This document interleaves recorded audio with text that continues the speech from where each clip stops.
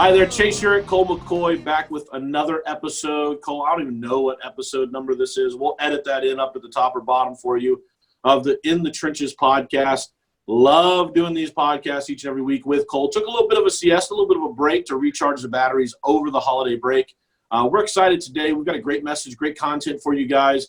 But we also have a special guest with us today.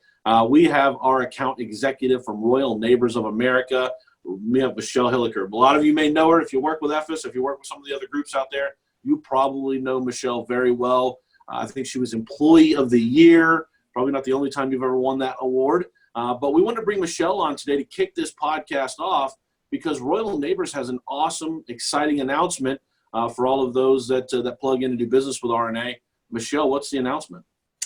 Our 2021 trip is going to be to the Bahamas. We're going to the Rosewood Baha Mar. So the Rosewood is a 5-star property. It is super amazing. Not only does it have a fantastic beach, there's also a casino attached. For anybody who likes to hit the casino, so you get a beach, you get a casino.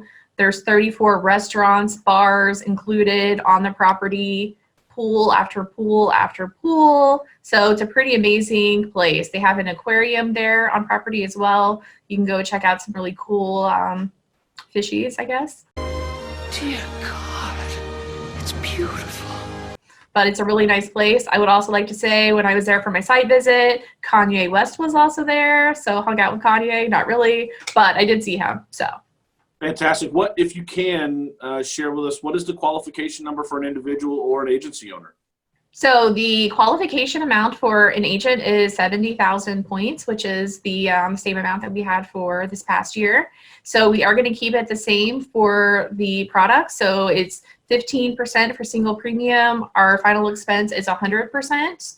And our term and our whole life is 150% of the annualized premium. Fantastic. So 70,000 for an individual qualifier. If you're an agency out there looking to grow and build and shift production to RNA, what's that? An agency is 300,000. Wow, very, very doable. My buddy over here is licking his chops. He's all excited because he's in growth mode, just like the rest of the builders here at EFES, and they're fine about that. It's going to be an awesome trip. We appreciate you jumping on with us. Anything else you want to share before we downset Hut? No, I hope that I see you guys in Rhode Island for the road show that's coming up. Most definitely. We will see you there. We appreciate all you do, Michelle. Okay, thank you. Thank you, Michelle. Bye, Cole. All right, Chase here at Kool McCoy back with episode 37. We said in the beginning when we had Michelle on here, we weren't sure, but we wanted to correct that. Episode 37 of In The Trenches. Excited to get my partner in crime, Kool McCoy, back. Cole, you're all juiced up, dude. Fired up. We had Michelle on.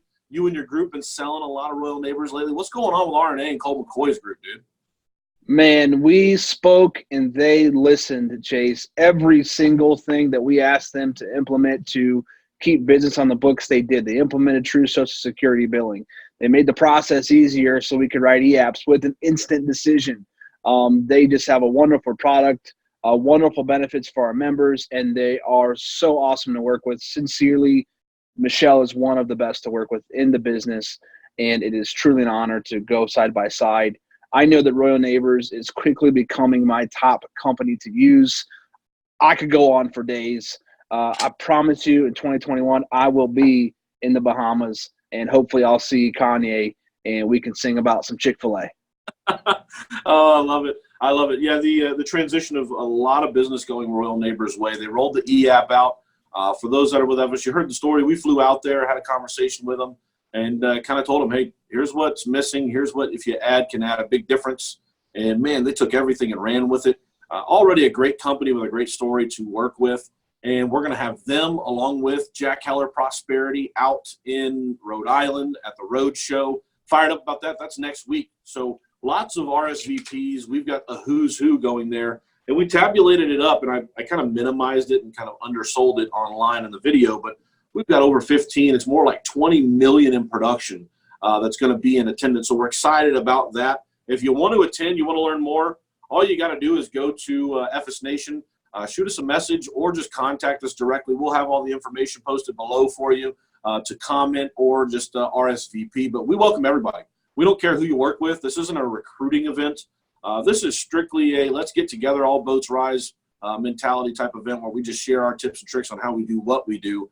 And if you take something away from the event, great. If not, I'll be surprised if you don't. So today, Mr. McCoy, we want to talk about keeping things simple. I've heard the Mississippi Madman talk about this ad nauseum. I've heard you share with us on conference call after conference call the importance for a new producer, current producer, keeping things simple. As we kick this off, I'm going to let you kind of kick it off and tell us where do you want to start here when it comes to keeping it simple for an agent out in the field. Well, man, I actually want to tell a story because I think it's probably a little bit funny, but I learned a super valuable lesson about going back to the basics and keeping things simple. Over the holiday, I was with my wife's family in Arizona, and my wife got really sick, and we literally had to quarantine her. She was stuck in a room. I couldn't see her. I have a 2.5-year-old who was very attached to mom. She couldn't see her. And so it was me, just riding the wave of, from meltdown to meltdown.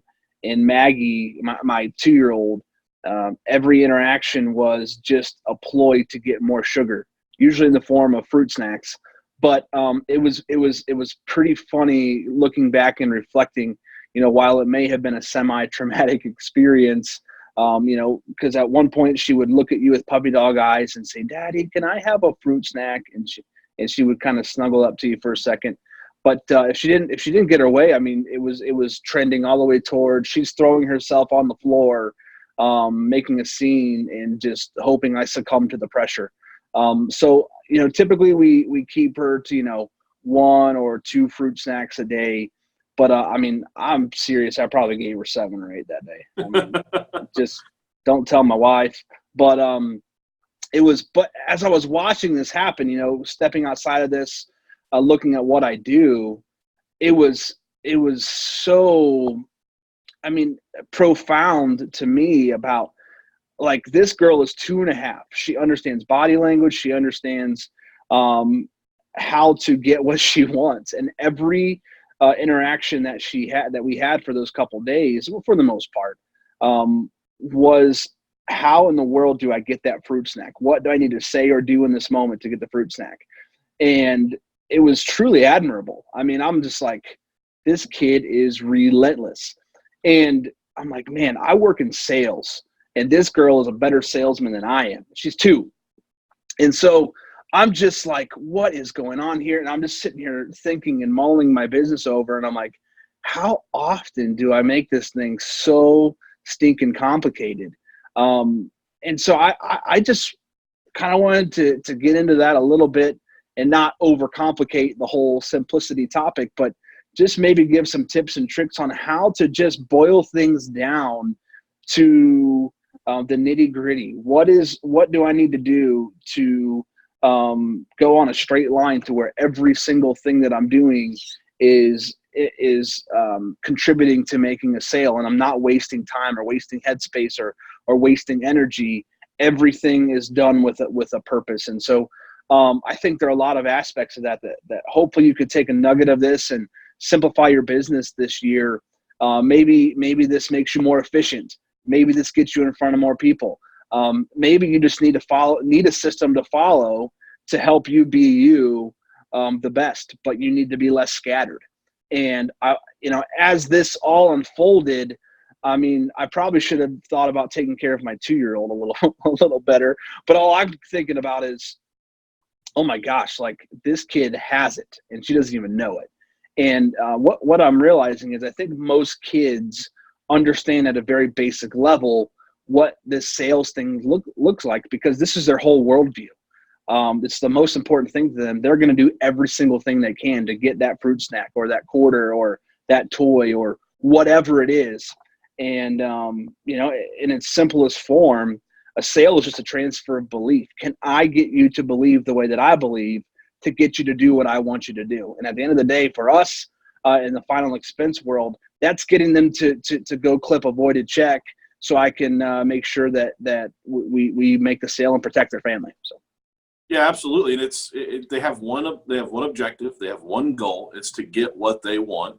And, you know, we don't have to throw a temper tantrum in the home at the end of the day, but your point, Right.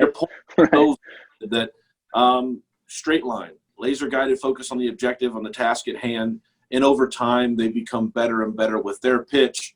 Let's start off with the genesis of it, where we want to kick this off in regards to where we want to first kind of put some focus on keeping it simple. Where would you like to start out with?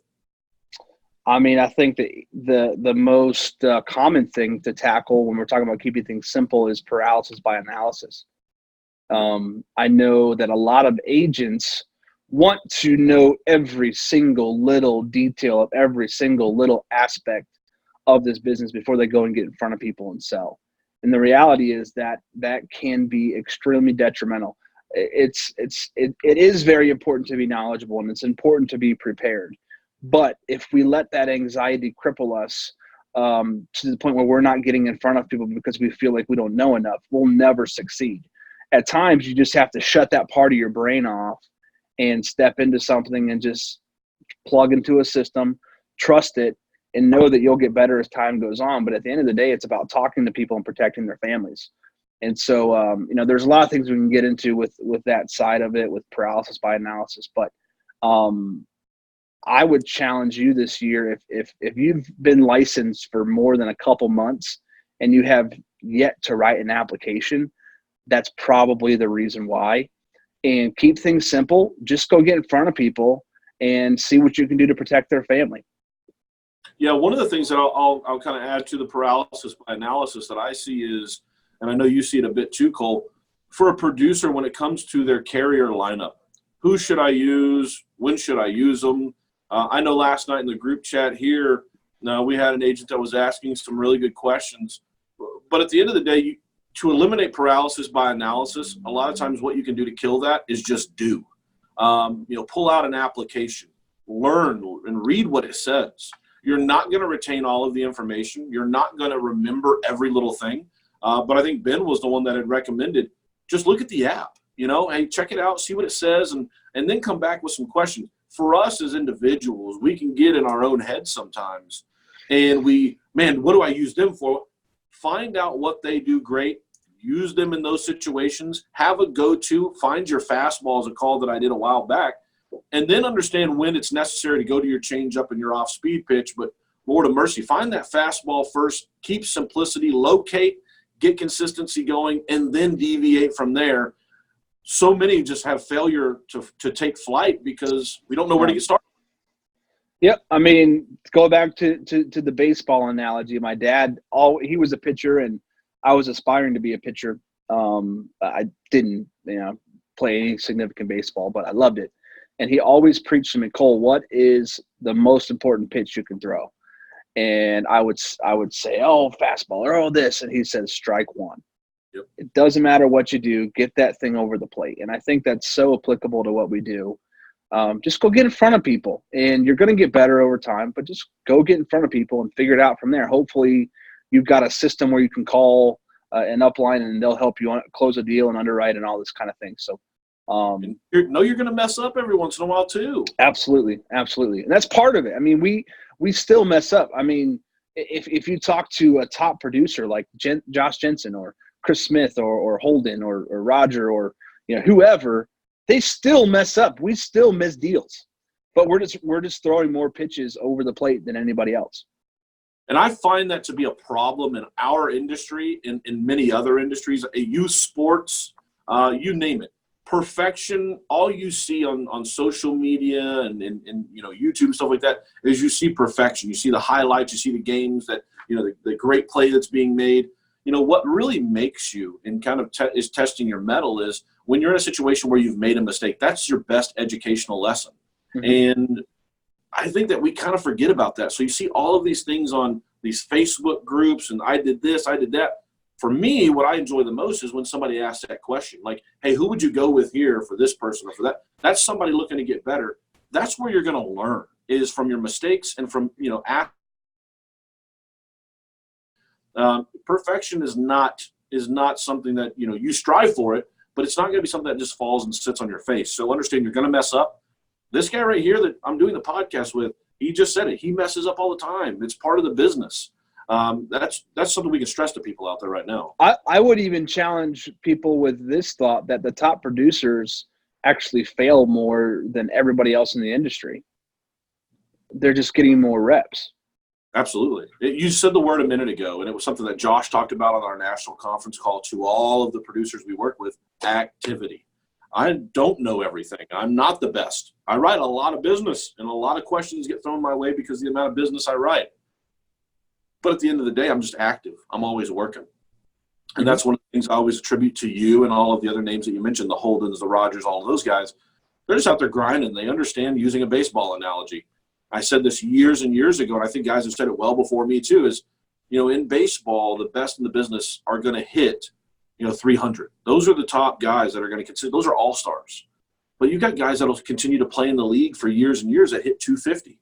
And then you got the all-stars hitting 300, and the guys that are hitting 350, and up in their career, those are Hall of Famers. Those are guys that are going to be inducted in the Hall of Fame. So when you see closing ratios, you see your metrics, it's how many get up there and keep swinging. That's the biggest thing. So I don't want to harp on it. That was something you touched on that I thought was absolutely beautiful. Let's gravitate to the next topic in terms of keeping it simple, kind of getting out of your own head. Where do we want to go to next with this? I mean, I think this is probably a popular book because of a movie, The Wolf of Wall Street, that came out. I think it's been 4 or 5 years now. Again, this is not anything original. It's just something that I picked up, and I think it's been helpful for a lot of people. But Jordan Belfort has a system that he calls straight line selling. And, while he did some shady stuff and got caught, he was a great salesman.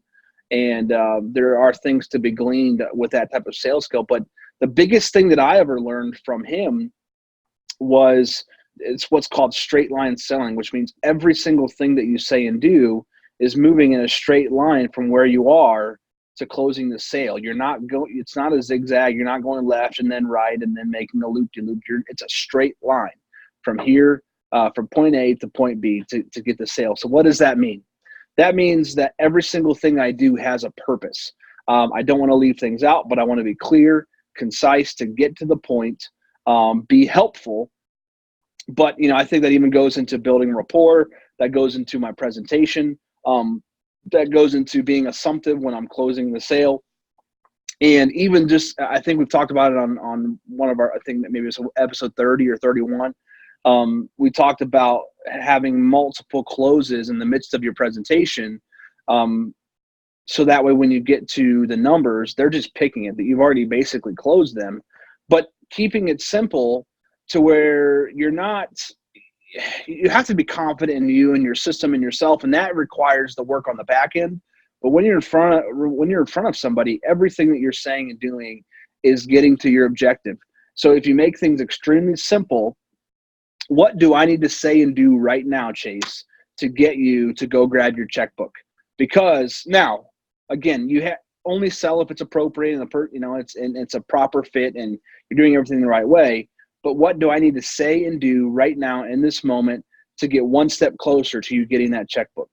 And if we look at things that way, we can really simplify things. And that's why I was really thinking about Maggie. And as this last week transpired, because every single thing she was doing was a ploy to get those devilish little treats. And I'm like, man, if only I could implement that in my business consistently or more effectively, not only for me, but for the people that I help on a daily basis. I think, man, like if we could just capture a little bit of that, the results I think would be staggering. Well, and your point in the whole topic of today's podcast is keeping it simple. I love what you just said. How do I get from point A to point B without too much diversion? And that's gonna keep things simple in itself. Obviously, that's the whole point. For you guys out there tuning in, if you're asking how do you do it, number one, you need to have a process. I will tell you right now, you've heard us talk about Kool's sales process before. I've taken bits and pieces from him, from Ben, from Josh, even from Holden, Roger, some of the guys. You want to kind of work with the guys that are leading from the front to kind of take bits and pieces from them. But going to the whole point here, To keep it simple and to have confidence in your sales process, you need to have a process. So you need to develop that, you need to study that, and you need to replicate that. Once again, going back to the point that Cole just made a moment ago, you are going to fail. You're going to make mistakes going through the process of learning your sales process. But at the end of the day, you're going to come out out the other end better than when you went in, because you practiced it, you harnessed it, and you worked with it moving forward. It's going to continue to evolve. Cole, I'll throw this out there to you. Tell me if I'm wrong. The sales process you use today is different than the sales process you used 3 or 4 years ago, right? 100%. It's evolved. And so if you take something away from this last point Cole made, understand that you need to have a sales process. What do I say from the time I get to the door, from the time I get in the door, time I get to the table? And like Cole said, how am I asking for the important information, the banking information? How have I earned their trust to get that information and then go to the close? We've got a training system. Cole works with each and every one of his guys on it. I know we do internally as well, putting you through a sales process and helping you learn it, so that, as Cole mentioned before, when you come out and you have that sales process, you can go in and just have a conversation with a client.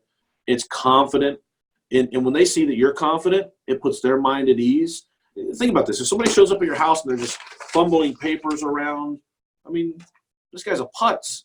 I don't want to buy from this guy or gal. They don't know what they're doing. They're not a pro. But when you see a Kool McCoy walk in, he shows you what we're talking about. He puts your mind at ease because he's calm, cool, collected. He's articulate. He's put together. That's going to put your mind at ease. That's going to help people want to buy from you more because you're following a process. I don't want to steal your thunder there, but I thought that was a huge point you just made right there, Cole. Yeah, I think we could spend a whole time on this, and I've heard this said a few different ways, but here's what I'll say. I think I have a pretty freaking good system. I think I do, and it's not mine. I've implemented it from other people that are much better than I am at this. I'm not saying it's the best system. It works for me, and I would put it up against a lot of systems. My thing is, get a system, follow a system, put it over your own selfish desires to change things. Because the problem is, if we have a proven system, but we don't rep it, or we're constantly changing things because we can't keep our cool, or we're stepping into a situation where something throws us off and we're really not, like, all that comes from reps and experience. And the learning curve can be 8 months to a year, and it can be a couple months. And it's really a race. And I'm all these thoughts will come together, I think, in just a minute, but it's a race to 100 sits. How quickly can I get in front of 100 people? Some folks, it takes months and months and months. I know when I first got into this business, I was getting in about 20 a week. Whether they were with me or whether I was shadowing somebody, I was getting in front of 20 people a week. And I don't think I took a day off for 3 or 4 months. And maybe that's because I'm a little bit psycho. I would fully admit that. But also I saw the opportunity, and I saw the value of, look, these people are making a ton of money and they're doing it this way. It's extremely simple. I just have to learn how to implement it and be smooth with it. But the problem is we don't give ourselves a chance, because the first time the system doesn't work, quote unquote, is what we're telling ourselves, and the person doesn't buy, we're changing things up. And we cut ourselves off at the knees before we even give ourselves a chance to sell. And all I'm saying is be super consistent, find a system, follow it. And if you do a good job, you may only sell 3 out of every 10 leads you buy. That's a good number. You should sit down with half the leads you get. You should sell half of those. So if you're buying 20 leads a week or 30 leads a week, 20 leads should get you 5 sales.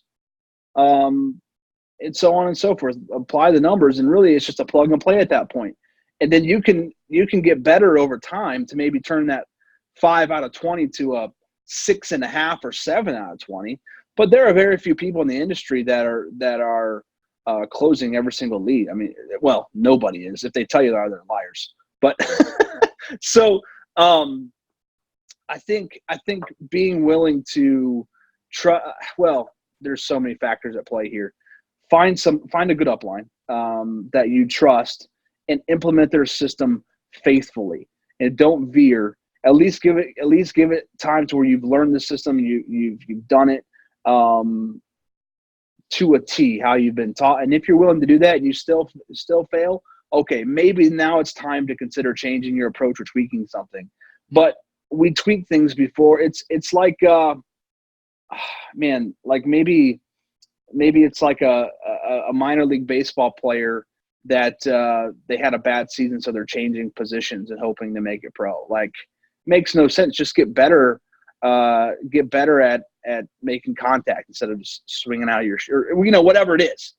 I can't think of a good analogy, but I see so many agents do that, where we just overcomplicate things because we don't want to hold ourselves accountable to grind within a system, because it's not fun and it's not sexy and it's not easy to talk about, because at times it's painful and it's like, man, I had to do this again.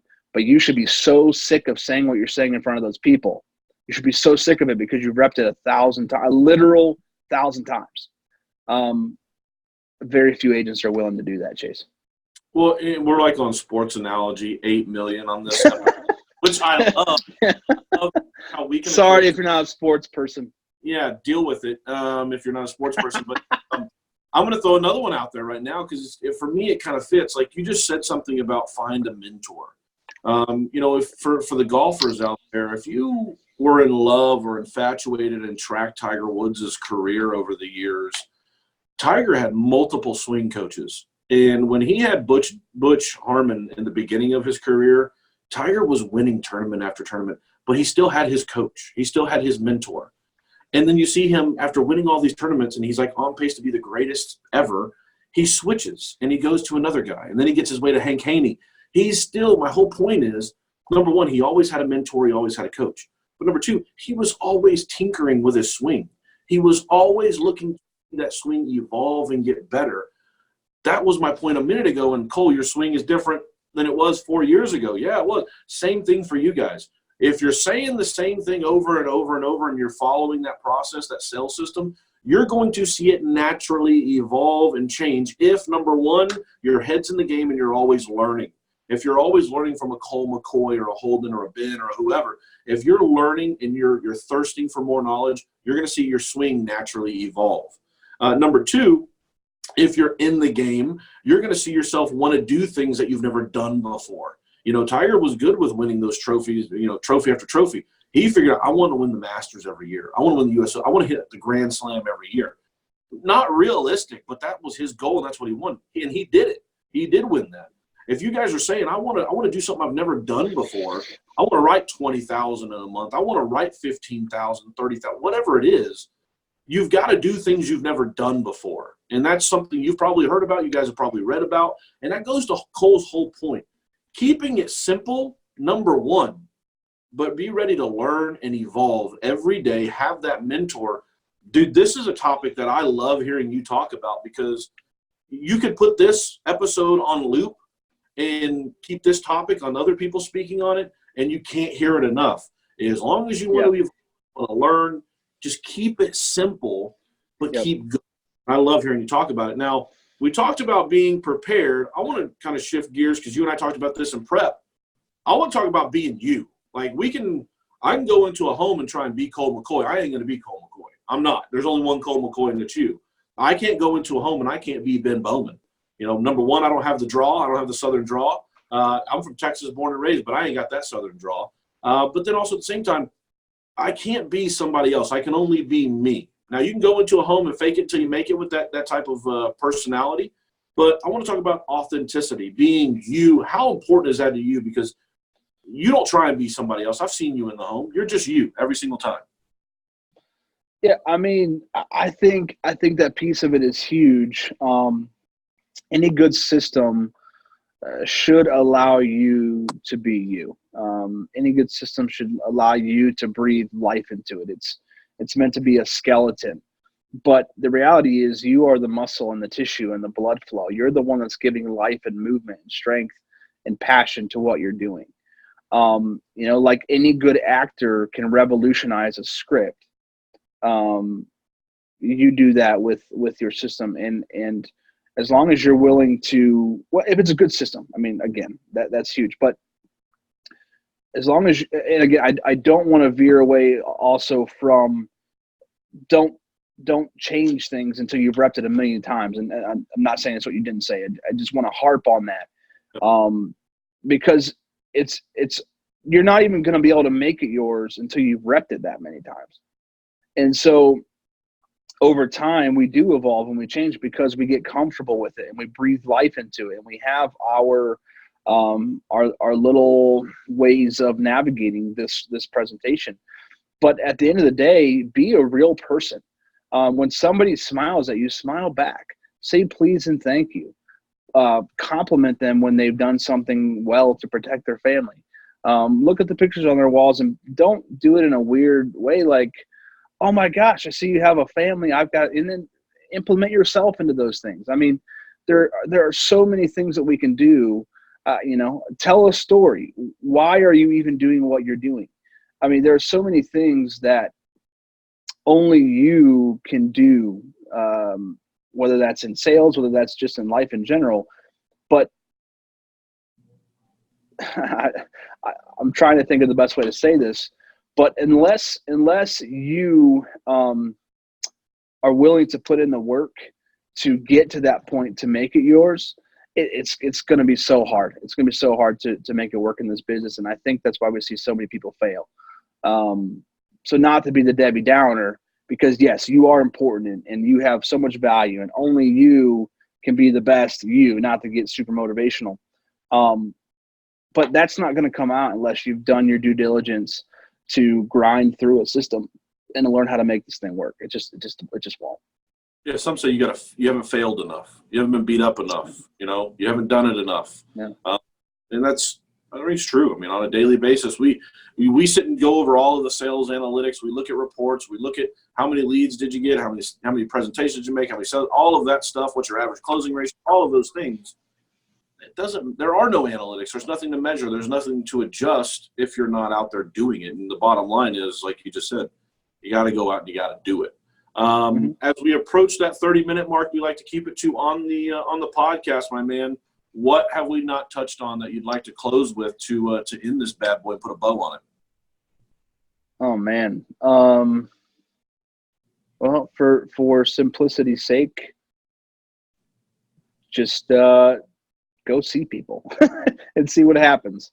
None of this matters unless you're getting in front of people. So, whether you need to buy leads, whether you need to figure out how to market to people, whatever that system is for you, just go get in front of people.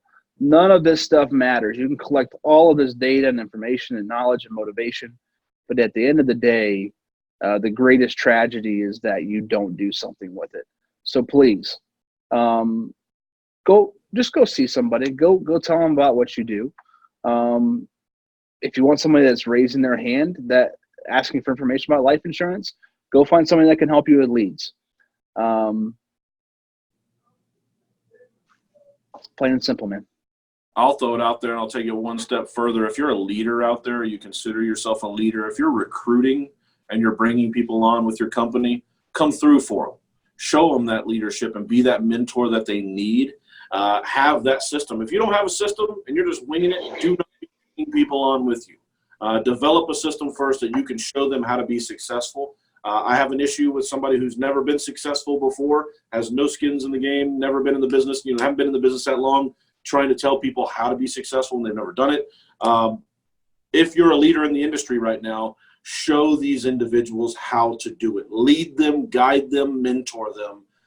That's something I love and respect about our group of guys, and I don't turn this into a commercial for the EFES builders, but if you're going to bring people on and they're going to put their livelihood in your hands, be that person that can show them how to be successful. At the end of the day, they got to go do it, but definitely be that person that can be that spark, that light for them to show them the way. Amen. Awesome. Guys, we appreciate you tuning in. We get a lot of feedback. I'm going to say this. I know you don't want to say it because you're super humble. I'm going to be humble here as much as I can, but this year, since we've started doing this podcast, we have had more people contact us, Cole, correct me if I'm wrong, within the past few months saying, I saw you guys online. I saw the podcast. Love what you guys are doing. we appreciate you guys tuning in. If you'd like to learn more, maybe you're out there right now just on an island by yourself, you want to learn more about an opportunity, or you just want to hear what kind of setup you should be looking for that's conducive to success, we're more than happy to share that with you, whether that be like, what kind of lead setup should I be on? What kind of carrier lineup should I have? You know, what is considered fair compensation? Whatever those questions are, we welcome those phone calls. EFES Nation is a big, big deal to us. We're a part of it here within the trenches. All you got to do is go to Facebook, type in EFES Nation, send us a message, or the information that's going to be posted right after this video. Mark it down, write it up, give us a call, shoot us a message. We'd love to help you out, put a business plan together, help you get where you're wanting to be in 2020. Kool, man, I appreciate you, buddy. We'll do it all over again next week. Yeah, man. Have a good one. You too.